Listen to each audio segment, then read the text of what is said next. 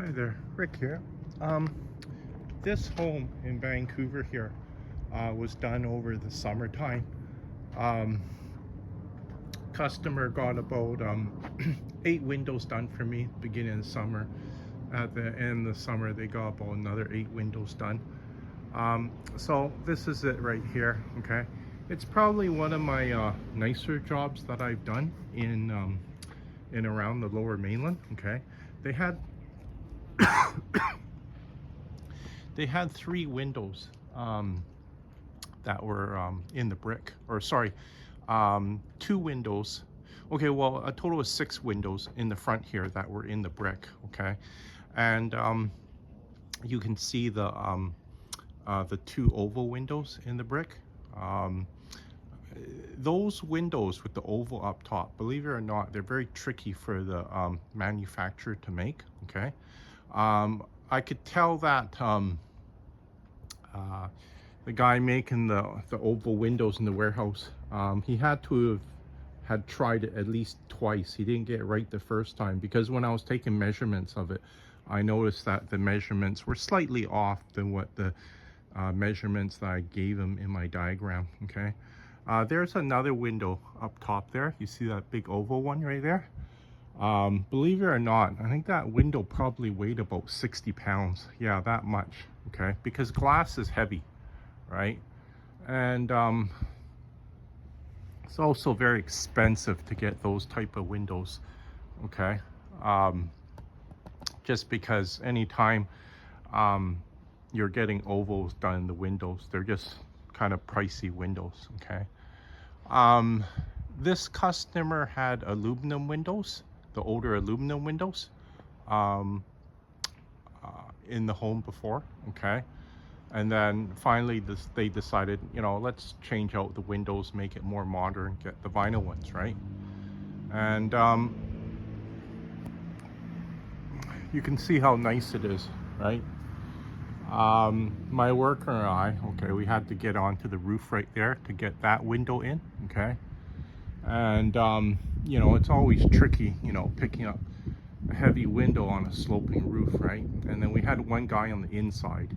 Okay, and you see the chandelier inside too, right? That was getting in the way of his head too, so I had to tie that up with green tape. Okay, and then the staircase was right in front of it too, so I had to build just some sort of platform for the ladder to sit on, one end the ladder to sit on. So when I was even measuring it, okay, I was looking at everything on the inside, what I needed to do. Okay, build that little platform for the ladder to sit on. Okay,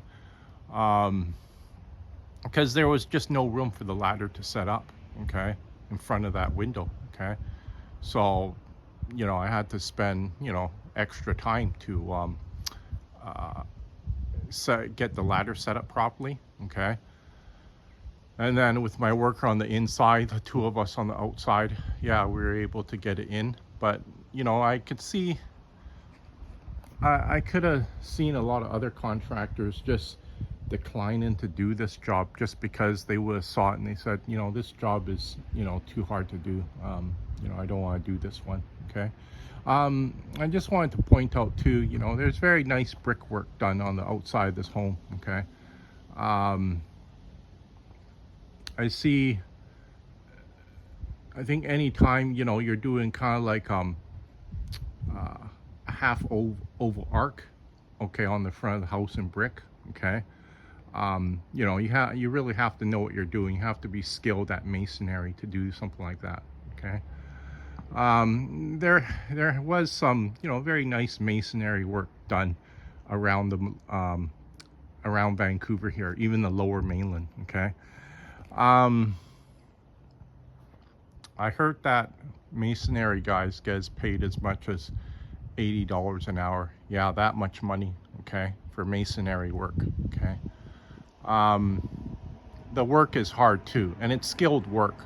Okay, I can't see a person getting calling themselves a professional. So as I was saying before, the masonry guys get paid about $80 an hour. Yeah, that much money. Okay. Um, I would say that, you know, you would need at least maybe, I know, 3 years experience before, you know, that's full-time experience. Okay. Before you calling yourself, you know, kind of like, more of a professional type masonry person. Okay. Um, Also too, I know that, yeah, there's probably a lot of guys out there that call themselves a professional, but you know, they just do really sloppy work out there too. Yeah, I've seen that a lot out there.